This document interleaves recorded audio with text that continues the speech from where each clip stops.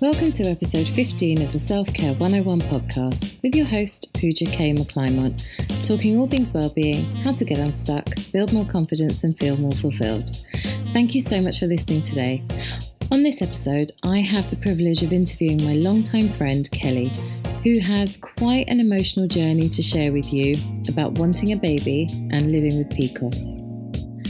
A lot of people want to have a baby, and for some, it's super easy. They have sex and then, ta-da, they've got a bun in the oven.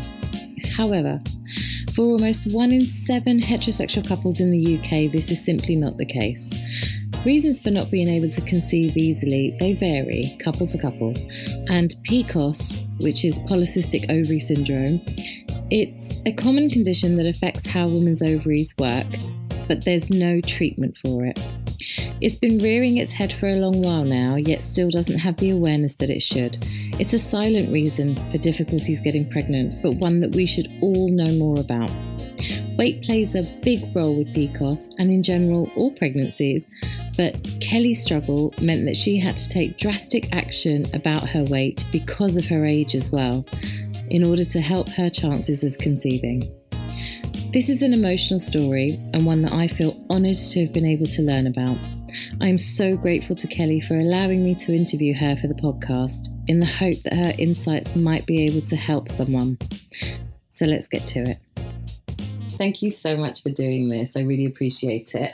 I know it's a very personal thing to talk about, but I've got so many people that I work with who are going through fertility challenges, and I'm sure there's many others who are listening today. And I think that your journey is quite special, it's quite unique, and there's been so many ups and downs and arounds that I think it's really useful for people to know how to manage it all without losing hope. And obviously, you know, mental health challenges, that's a big thing that I talk about in my practice and in the podcast. So I thought that having you on the show and people hearing firsthand, you know, all the things that you've been through, which have been a lot, but you know, I see you often and you're managing, which I know we all can put on a front, especially when we're feeling a bit down about life, but you know, you're still going to work, you're still optimistic, and I find that really admirable. So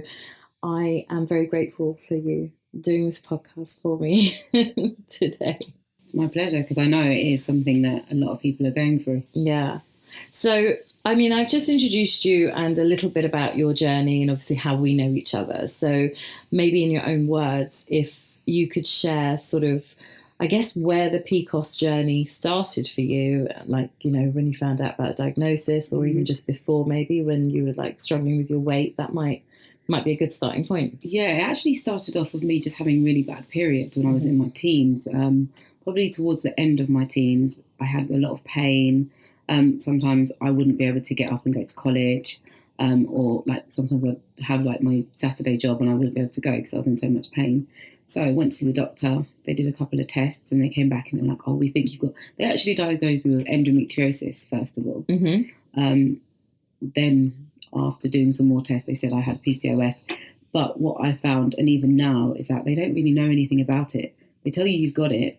They tell you to eat less, move more, and that's about it. If you want any more information, it's not going to happen. You have to go and look into that yourself. So I noticed that it first of all started off with the heavy periods, and then all of a sudden I started to gain weight. I was always kind of on the chubby side, but towards the end of my teens, into my 20s, I just started getting bigger and bigger and bigger.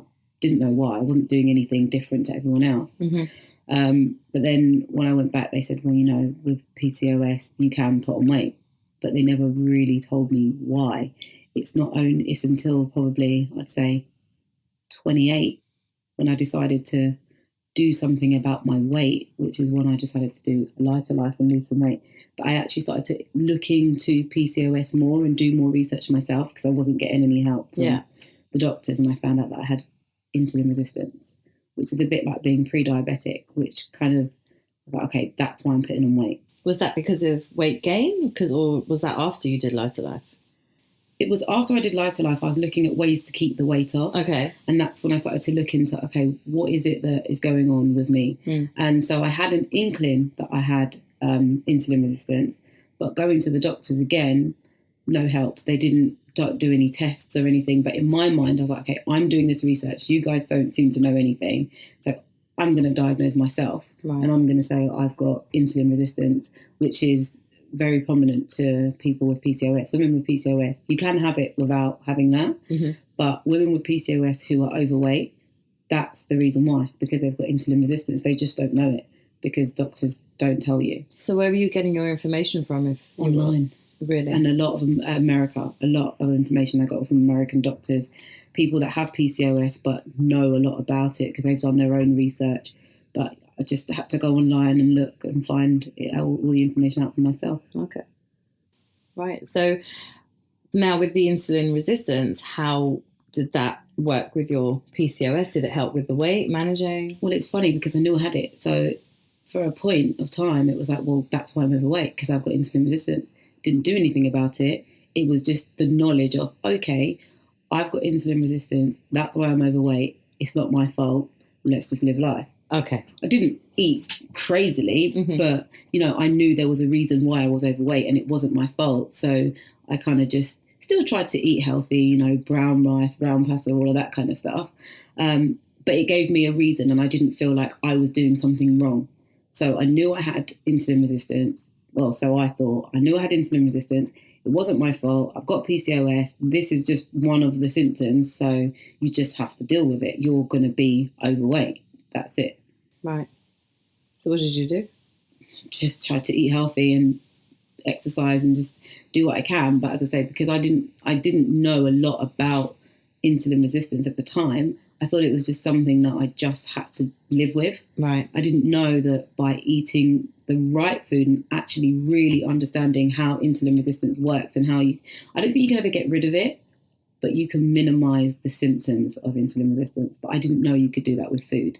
I just thought it's something that you have and you just live with it and you kind of just get on with life. Okay. And then you sort of, at this point, how old are we? Probably say about 30, 31 at this point. So I'd done Life to Life, lost loads of weight, put it all back on again. So it was literally a case of yo-yoing up and down between eating healthy, doing a milkshake diet, eating healthy and doing a milkshake diet. Because as much as I knew that I had the insulin resistance, I didn't want to be overweight. Right. So I would do things that in my mind I knew would help me to lose the weight. And around this time you were in a relationship, weren't you, getting ready to get married? I was in a relationship probably a couple of years later. I was getting ready to get married, but I was in a relationship. We spoke about having children, but it wasn't something that I was like, I want to do straight away. I was happy just living my best life at the time, really. But then, when we got married a few years later, and I remember everyone's always like, oh, are you going to lose weight for your wedding?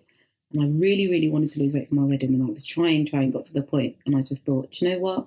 It's not going to happen. When I get stressed about losing weight, I actually gain weight. So I said, Kelly, just look good on the day. Yeah. That's all. Don't try and lose weight. That's not you. Because also what's going to happen is you're going to lose weight. You're going to look fabulous in these pictures. Next year, you're going to put all the weight back on and people are going to be like, oh, what happened to you? So I thought, I don't want that. So I just thought, I'll just look good on the day. I won't stress about losing weight and I'll be a lot more happier. And I was for a little while, but, weight is something that most people, they don't want to be overweight. Yeah. So. It's funny that you said that about having to lose weight for your wedding, because I mean, in the introduction, I talk about how you and I both did Life to Life. We both lost weight.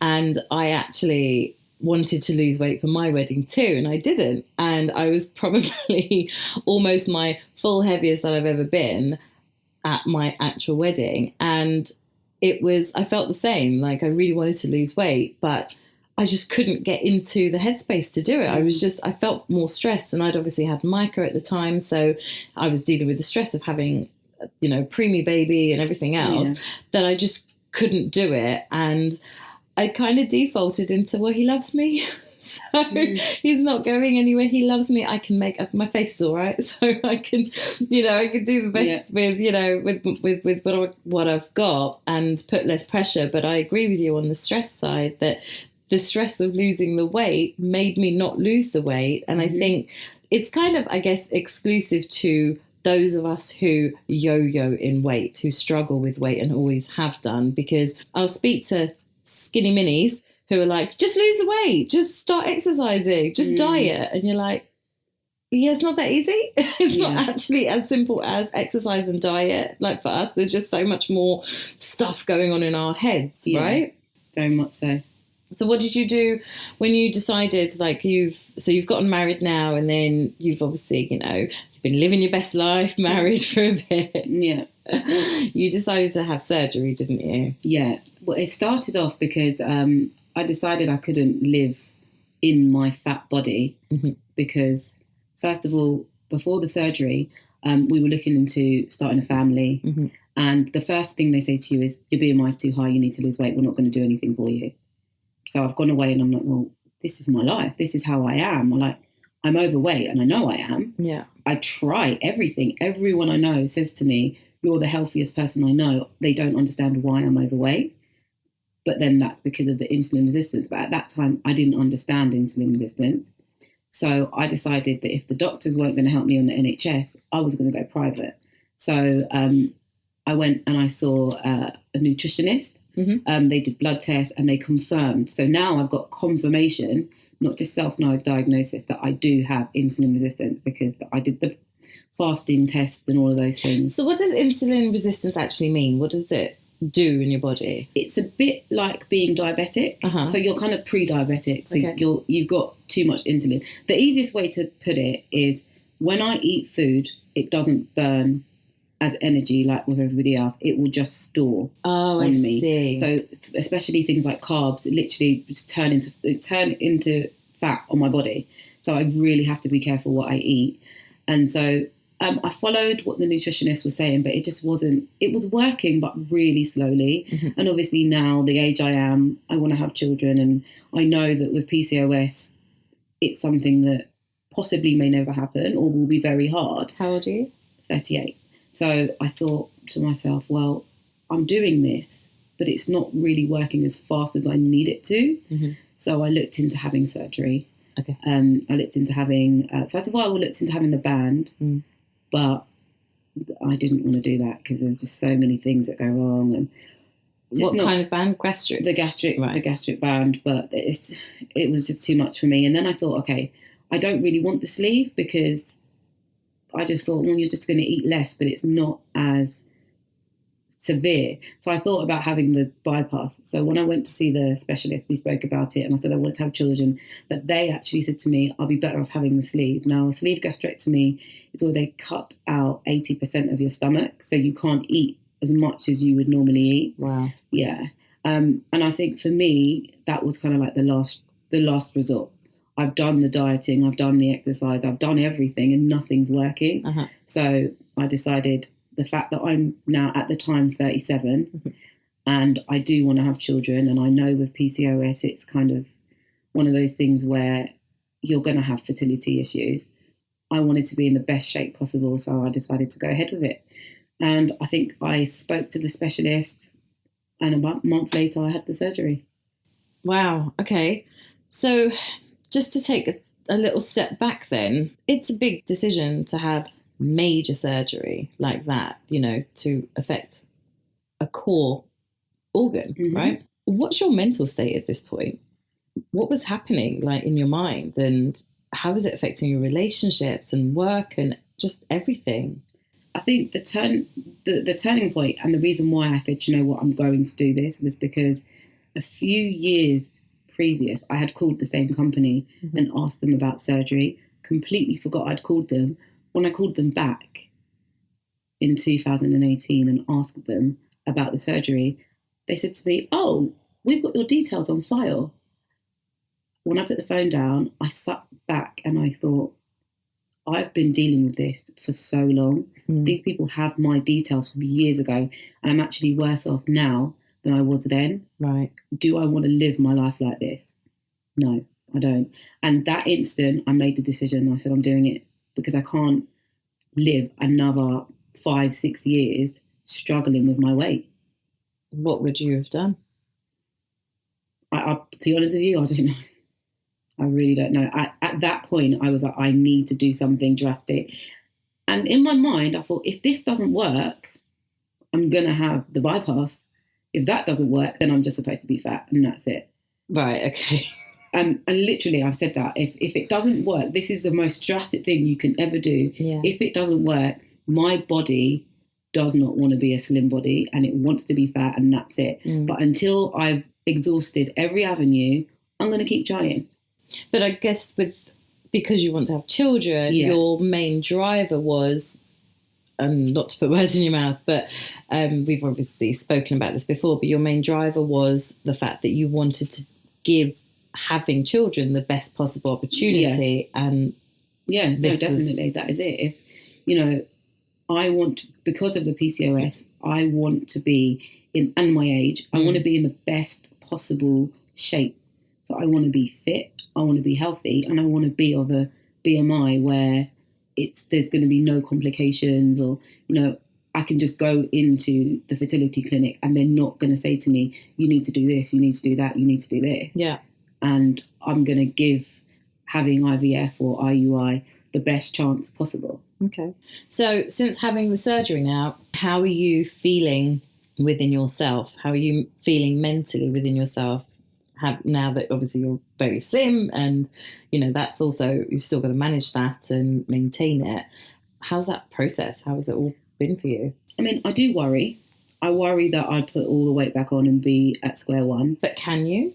You can. Oh. A lot of people don't think you can, but you have to really change your life. You have to change the way that you eat. Mm-hmm. I mean, for me, I don't think it's as hard as it would be for a lot of other people who've had the surgery, because I started to change my life anyway before that. Mm-hmm. But yeah, I worry. But I'm happy now because I know that I have had a fertility appointment. They're really happy with me. They're happy with the weight I've lost, and we're moving forward. I'm having tests and things done. So I've got to where I want to be for the medical side of things, and they're happy with me to move forward. They weren't happy before. And is it safe for you to carry a child? Will you be able to feed the baby enough when you've not got the full stomach? I don't fully understand how it works. So. Yeah, I mean, that's why I chose to have the sleeve and not the bypass, because the malnutrition side of things, all it is that I just have to eat more. So I have to eat more frequently.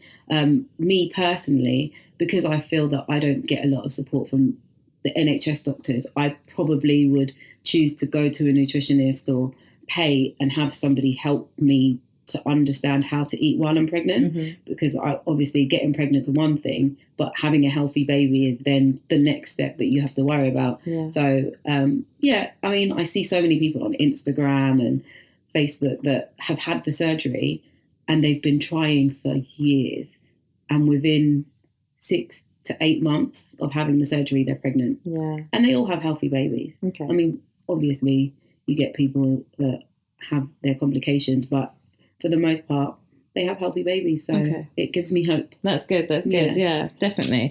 So talking about babies, you've been trying to have a baby. Yes. And if you wouldn't mind sharing what that journey's been like, because I know you've had some ups and downs with that. Yeah, it's been really difficult, really, because obviously I'm married to a woman, so I'm not going to get pregnant the conventional way. Right. And IVF is really expensive, really, really expensive. And the older you get, the more expensive it is, but the less your chances are. So we've kind of gone down the route of a known donor, first of all. What does that mean? That means somebody that you know. So someone literally donates. Somebody that you know donates. Okay. And you get pregnant that way.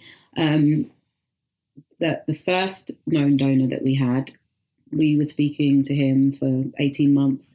Everything was set to go ahead on the first day of the insemination. Didn't turn up. Oh, wow. Didn't speak to him for probably 6 months after that. We were trying to contact him. Yeah. Didn't answer the phone, didn't answer any text messages. And then 6 months later, I just sent an email apologising for not turning up.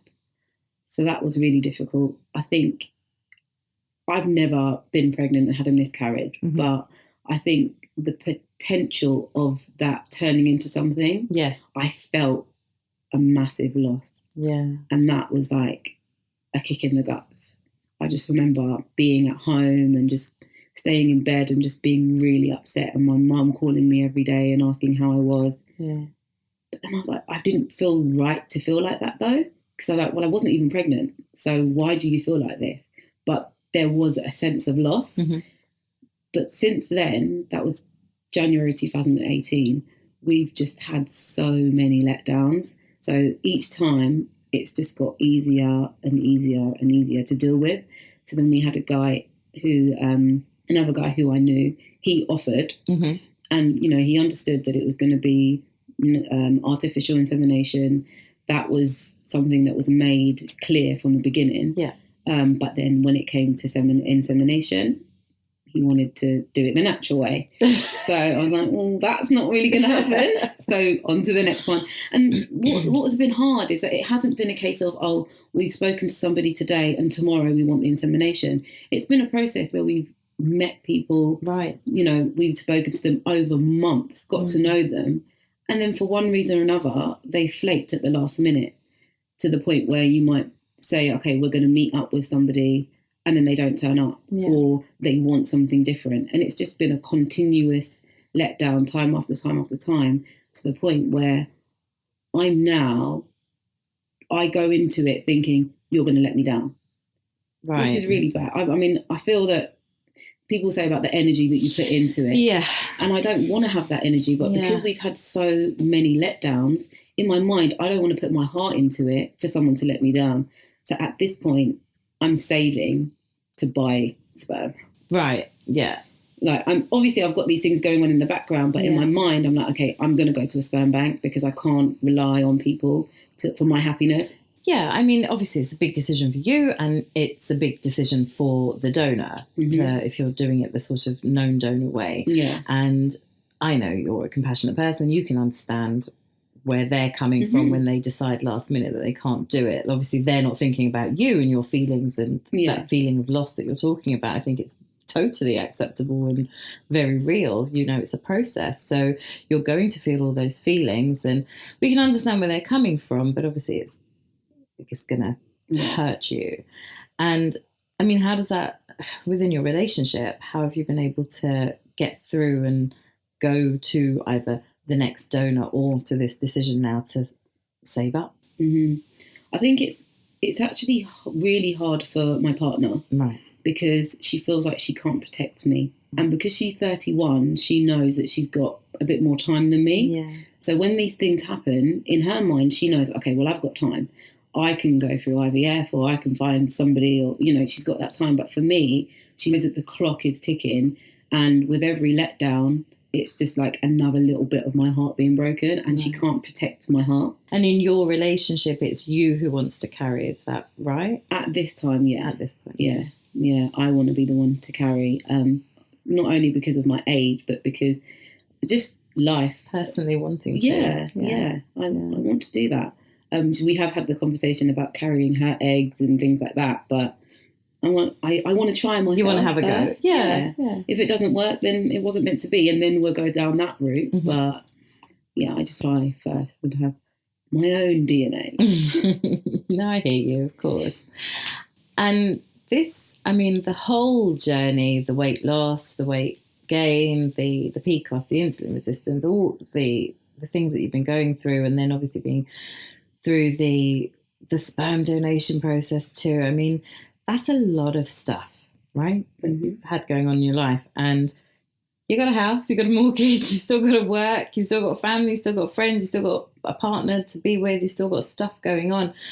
How have you managed it mentally? Like, I know we joked about it downstairs just now when we said that, you know, you were like, oh, I'm mentally unstable. And I was like, well, you're not, but are you? Are you? Like, what does that actually mean? What are you saying? Like, how are you essentially waking up every morning and still doing it? Because it's, you know, it's been years, right? And it's such a, gosh, and it's all emotional. It has been years. And I think at the beginning, like when I was younger, there was a lot of things that I did to kind of make myself feel better. But, you know, as you get older, you start to realise that that's not really the way that you need to live your life. Right. And then also finding out more about having PCOS kind of helped me in not feeling like I'm a failure because it's not my fault. And I think in my mind, I sometimes forget that. Did you have counselling? I've had counselling, but not for, well, I guess, yeah. Yeah, because I guess it all kind of comes together. So yeah, I've had counselling on and off throughout the years. But I guess for me, I just have to always remember that it's not my fault, because I think a lot of the issues that I've had in general have been weight related. You know, not feeling good enough, all that those kind of things. They have been related to my weight, and so for a period of time I'll be sad about it. But then I'd snap out of it and say, look, Kelly, this is not your fault.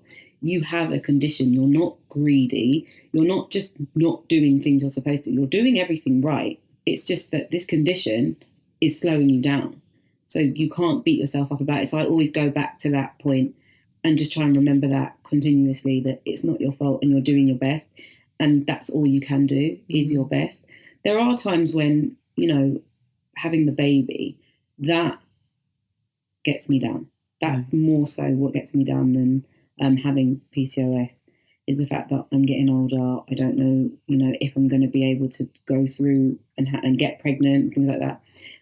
But then I don't know what it is. I think I just push it back, the back of my head, and I don't deal with it, which I know is really bad. But sometimes I feel like if I deal with it, if I think about it too much, I will have a breakdown. I won't go to work. I will stay in bed, and life will not be a good place for me to live. So it's almost like you're compartmentalising the things that you're going through. You're on the journey. You know you're on the journey, and every day you are working towards that journey. And I guess for now, when you've decided that you're going to pay for it, you need to work to save the money in order to take it. So it's sort of like you've actually almost broken it down into the smallest chunks that you can, which is right now I need to work in order to pay for it.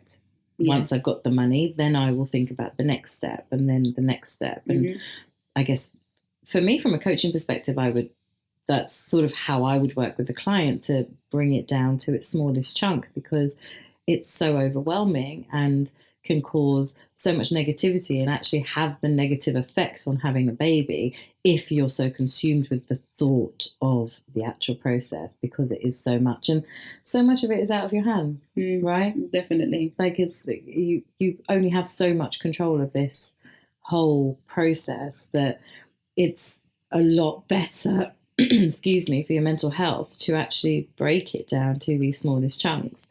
And I know we've talked about it a little bit, where we've had sort of like sly coaching on the side as friends.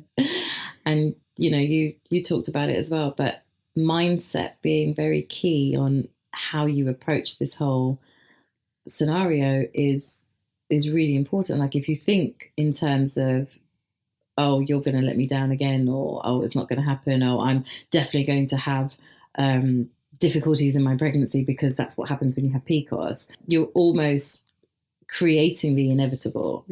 And it's hard to not think like that. Don't get me wrong, I understand it's very hard not to think like that. But if you can think in terms of, I need to now do this, and just focus on it from a smaller perspective, rather than, I want this baby. Yes, you want the baby. That's a big, big goal. But for now, you need to create that smaller goal, which is, I need the money for the baby. And I can do that. I have control. I can do that. That's something that is tangible, and you can stay positive towards that. That actually creates more of that positive thinking and the right mindset towards having that baby, and hopefully that working out to being a positive outcome, rather than obviously a negative one. Definitely. So how do you feel now that you're in that state of saving the money and that's what you're going to do? Are you feeling brighter, or are you having down days? What about being around children? Does that affect you? Being around older children is okay. But what I have found is that over the last couple of years, when friends have been pregnant, it's been a bit hard for me. And then having a baby, it's been a bit hard. I do have one friend that I probably haven't seen in probably about 9 months, because I feel that she was really, I think when you're pregnant, there's a part of me that feels like, yes, you should be celebrating and you should be really happy. But as a close friend of mine, you also know my issues. So I think I would hope that you would be a little bit more mindful of that. Yeah. And she wasn't. And it was really difficult. And I think another one of her friends was going through the same thing as me. She's been married for a few years, trying to get pregnant, isn't able to. And I just put it out there because they had a big argument with falling out. And I put it out there and I said, do you think this could be why she's not talking to you? It could. And she said to me, it could be.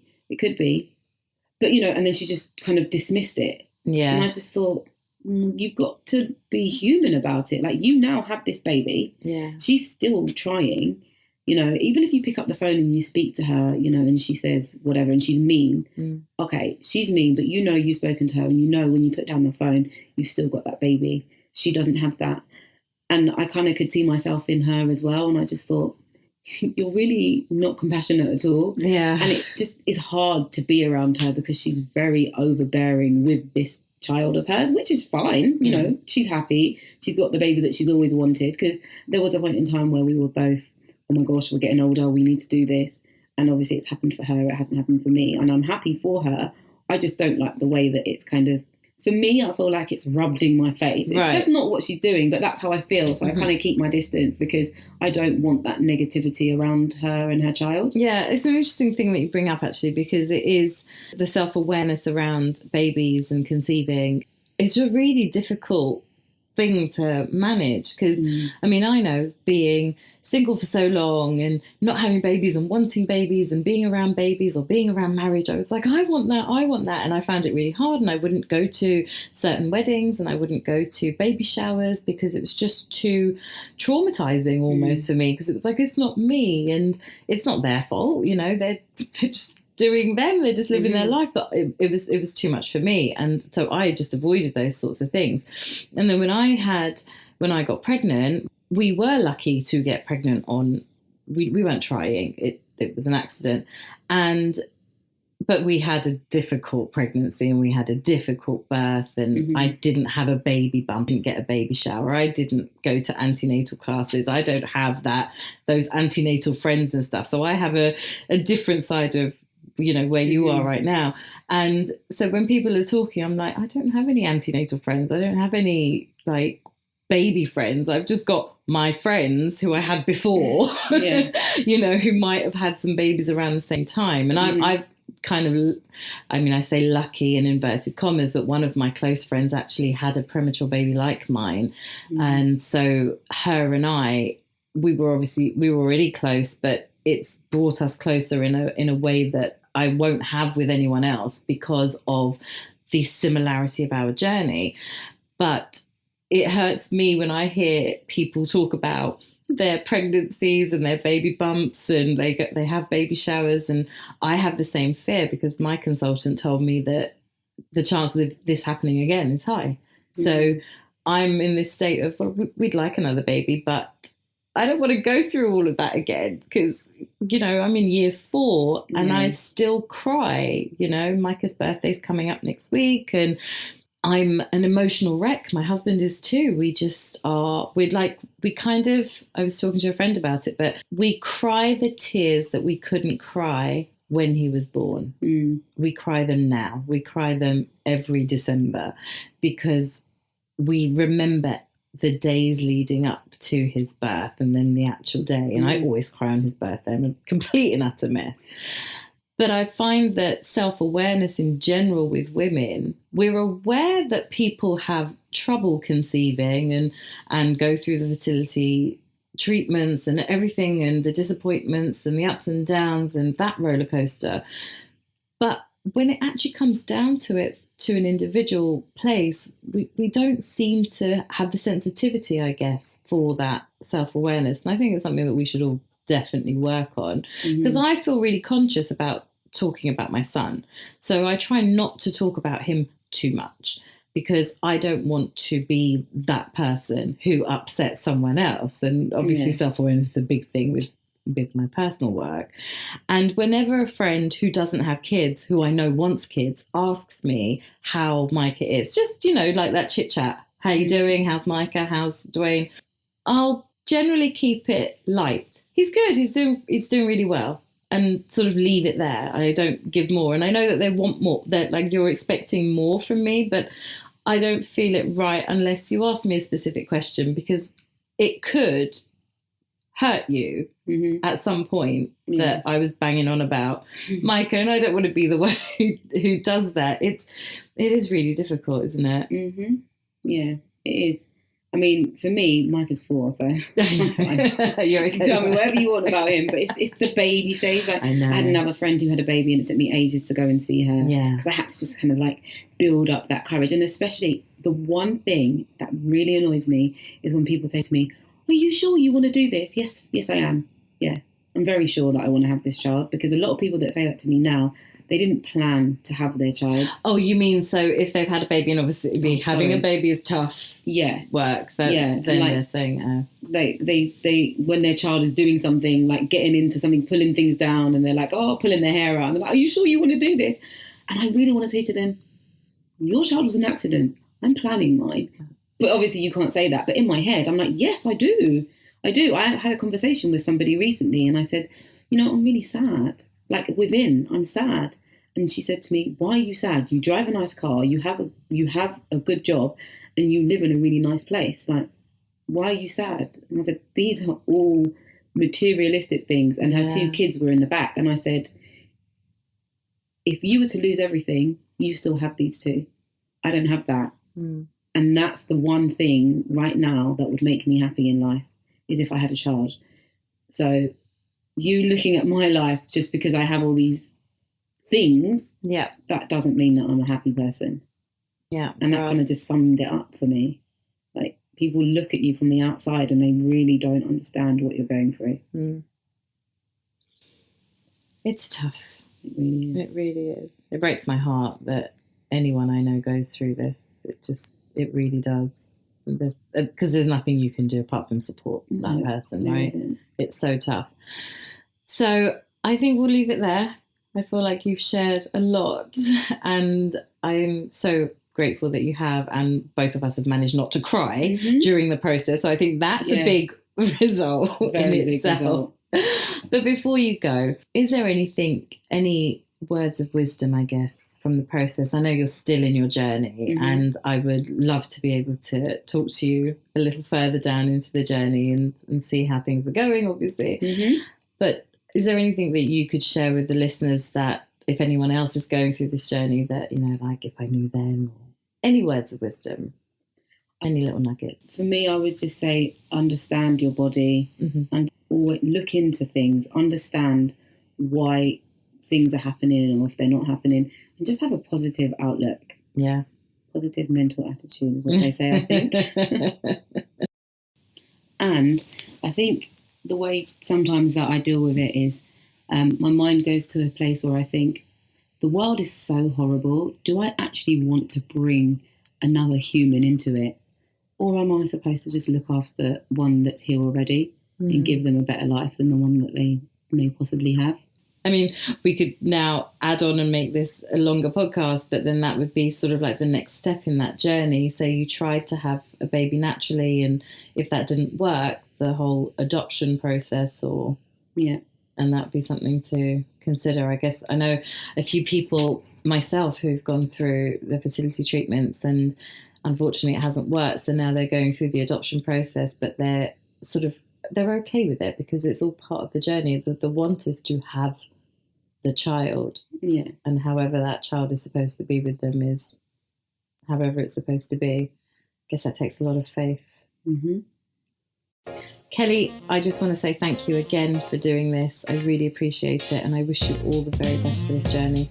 Thank you, and you're welcome. I just hope that it helps. And even if it's just one person. Yeah. I hope it does too. Thank you so much again for listening today. If you enjoyed this episode, then please subscribe to the Self-Care 101 podcast. For more tips and tricks, head over to my website, franklycoaching.com, or for daily inspiration, you can follow me on the socials at Frankly Coaching. Talk to you soon.